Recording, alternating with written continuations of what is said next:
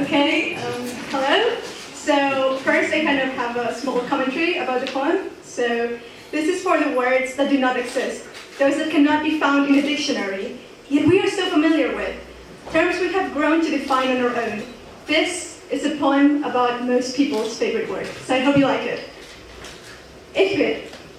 Ifrit means everything and nothing at all. A body, he first said. A soul, I then said. Ifrit means November and the cold and the wind and the mist, yet it can also mean December and the snow, the wine, and a couple of pieces by friend's list. Ifrit. What the actual hell is Ifrit?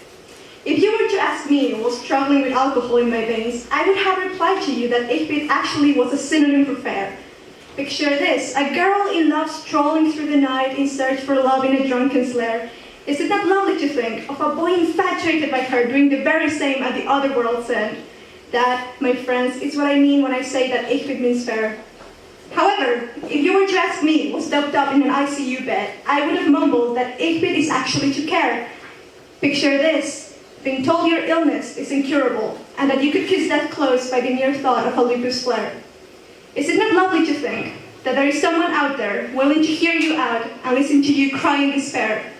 That, my friends, is what I mean when I say that Ifrit is a synonym for care. Now, Ifrit is nothing and everything at the same time. Ifrit is the smell of nutmeg, a love story gone sour, and the sweetness of ink capturing sentiments long buried deep inside. Ifrit is what makes my heart swell, my bones ache, and my voice break. Romanian little accents, silly haikus written in poor Japanese, and a bunch of letters marked with stamps in Slovene. Ifrit is something and everything at the same time. Each word in sign, a last goodbye, a bottle of whiskey in hand, bitter tea infused with codeine, tanzanite, sparkling crystalline. Ifrit is nothing anymore other than memories of cities in cycles long gone. Dresden in April, Bruges in October, Warsaw in the spring, Krakow snickering in the wind, Seville in the summer, Salzburg covered in snow, Edinburgh in July, Mexico City at dawn.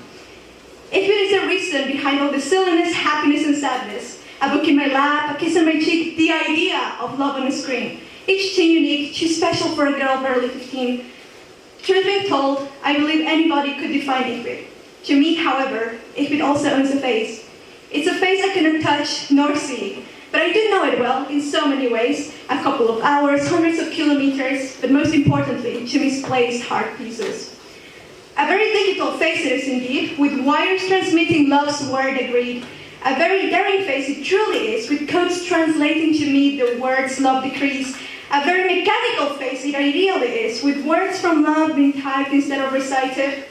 Ifrit became my reason to loom. For with so many words, he and I loomed what became of us. I loom and loom, yes, with sedated body and hurting soul, a shawl, a scarf, a novel over a broken heart, a hat, a smile, naive glee beneath shooting stars in the dark.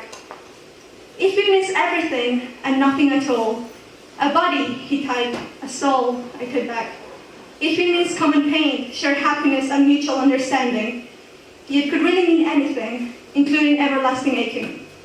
I'm pretty sure everybody has its own way of experiencing and defining Ifrit.